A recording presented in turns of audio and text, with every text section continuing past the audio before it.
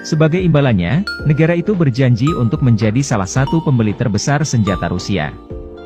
Ini juga memungkinkan mereka untuk meningkatkan dan memperluas pangkalan militer mereka di Tartus. Menghadapi hubungan yang memburuk dengan Barat serta seringnya kapal perang as melewati Bosporus ke Laut Hitam, Rusia perlu memiliki perhitungan untuk pertahanan dari jarak jauh. Pangkalan militer di Tartus memungkinkan mereka untuk mengawasi situasi di Laut Mediterania. Kapal perang bersenjata nuklir di sini juga dapat segera menanggapi keadaan darurat.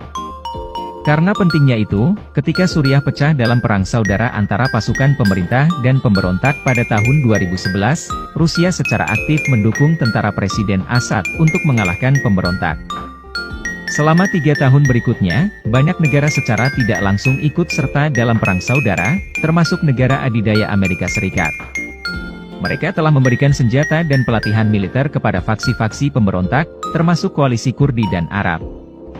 Amerika Serikat menuduh Presiden Assad menggunakan senjata kimia terhadap warga sipil dan ingin menghancurkan kediktatorannya.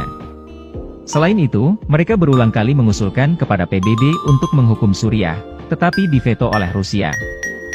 Begitu pemerintahan Assad jatuh, Rusia akan kehilangan sekutu dekat dan tidak akan mampu mempertahankan pangkalan militer di negara itu. Oleh karena itu, bagaimanapun caranya mereka harus melindungi saudara mereka yang setia. Pada tahun 2014, pasukan pemerintah berulang kali kalah dalam pertempuran, ketika pemberontak menguasai hampir setengah wilayah di utara. Di tengah kekacauan itu, pasukan pemerintah beruntung, organisasi teroris ISIS memperluas cabangnya dari Iran hingga Suriah. Mereka sangat kuat dan ingin mengambil alih seluruh negeri. Menyadari kemungkinan ancaman baru bagi dunia, Angkatan Darat AS mengalihkan fokusnya dari pemerintah Suriah ke ISIS. Akibatnya, pemerintah Assad menghindari lawan yang kuat dan menambahkan kekuatan kontraterorisme bebas dari AS-1. Pada 2015, ISIS menyalip pasukan pemerintah dan pemberontak untuk menjadi yang paling kuat di Suriah. Menghadapi risiko bahwa Assad tidak dapat bertahan, Rusia langsung mengirim pasukan untuk mendukung. Angkatan udara mereka bergabung dengan Amerika Serikat dalam mengebom pangkalan-pangkalan teroris. Ini adalah fase perang yang menarik karena dua kekuatan besar melihat satu sama lain sebagai musuh yang berada di pihak yang sama.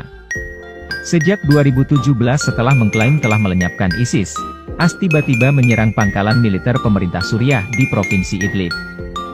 Karena mereka percaya bahwa Assad mengabaikan peringatan sebelumnya, terus menggunakan senjata kimia terhadap warga sipil. Kementerian Luar Negeri Rusia menuduh Amerika Serikat mengandalkan intelijen palsu dan melanggar hukum internasional. Mereka segera mengadakan pertemuan darurat di Dewan Keamanan PBB. Namun pertemuan itu hanya untuk iseng saja karena tidak ada yang mengaku salah.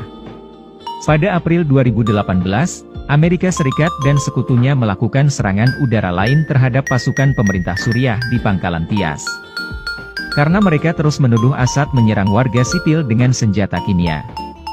Jumlah pasukan mereka yang hadir di Suriah meningkat, menimbulkan kecurigaan di media internasional.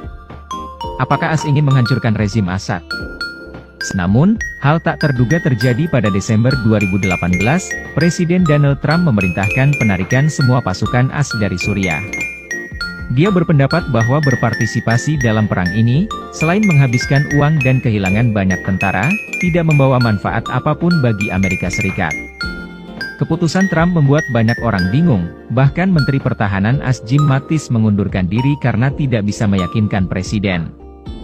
Berkat itu, dengan bantuan Rusia, rezim Assad telah mengatasi badai